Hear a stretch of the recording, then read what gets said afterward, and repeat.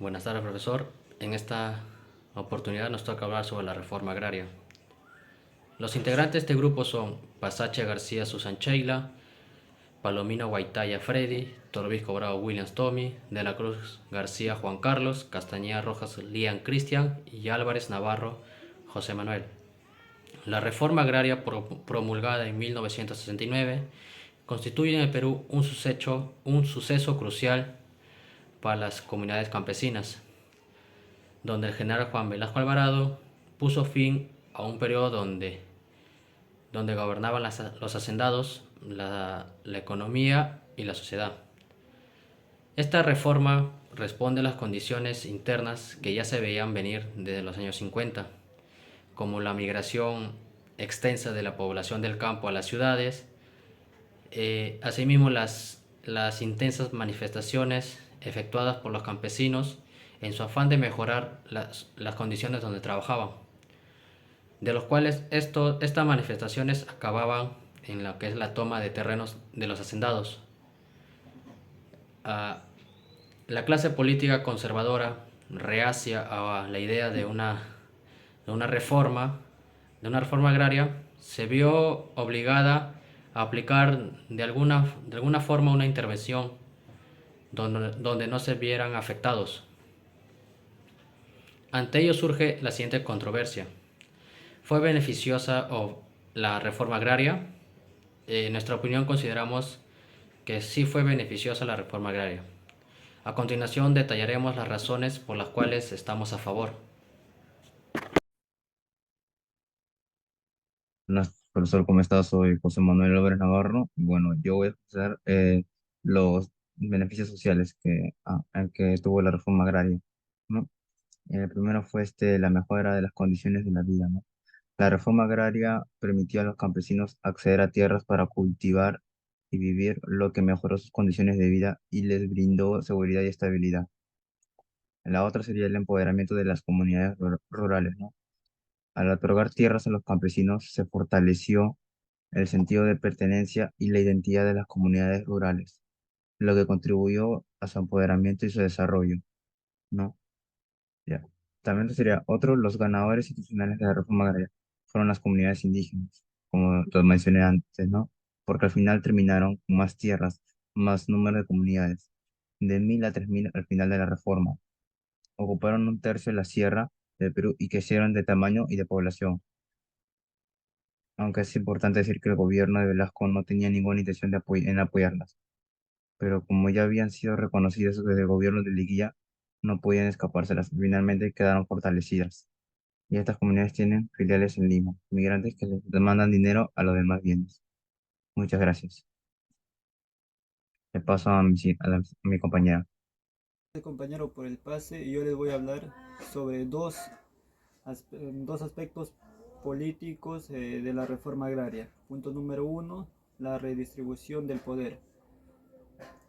Eh, la, la reforma agraria permitió la redistribución de las tierras, lo que esto implica una disminución del poder de los grandes terratenientes, quienes eran los que tenían el poder básicamente en esa época, otorgándole así una mayor participación a los campesinos en la toma de decisiones políticas.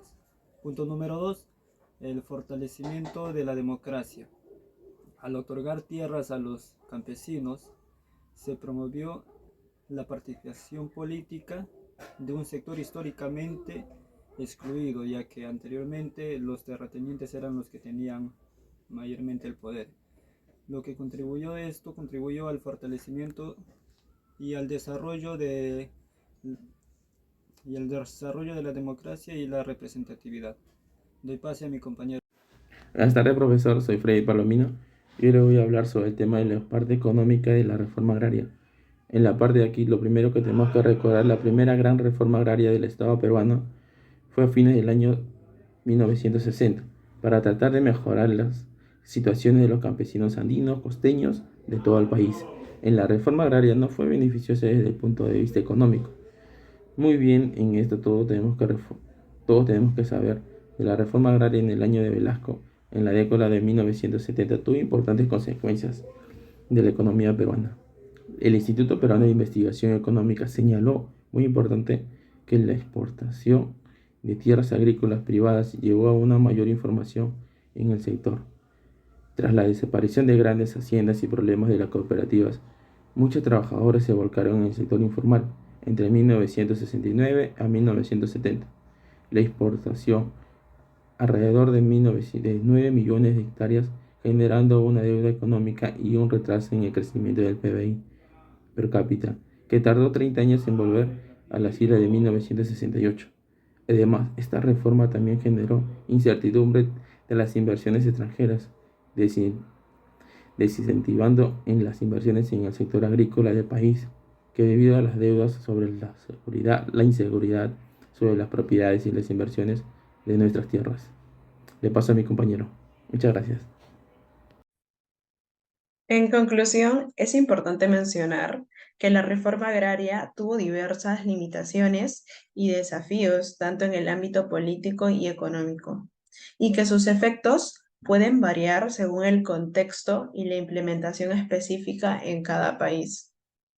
Además, es importante mencionar que la reforma agraria tiene el potencial de ser un recurso valioso para enfrentar los problemas de desigualdad en la propiedad de tierras y para elevar la calidad de vida en las zonas rurales. No obstante, su efectividad radica en una cuidadosa planificación, la adecuación a las circunstancias locales y una debida gestión eficaz de los recursos.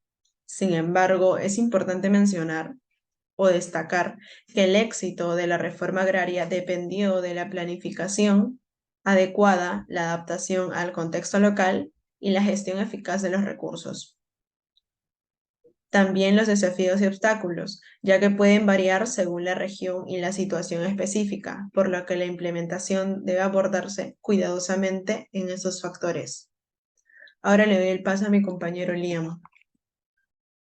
En conclusión, consideramos que los cambios aplicados en el Perú transformaron profundamente la organización social por el importante choque cultural en distintas ciudades y turistas trayendo diferentes costumbres con géneros musicales y textilería, e igualmente la manufacturación que estaba en aumento en el país, variable, trayendo consigo las barriadas de Lima, que fue un proceso de integración a la sociedad limeña, y actividades informales abarrotando la ciudad por el comercio informal y ambulante.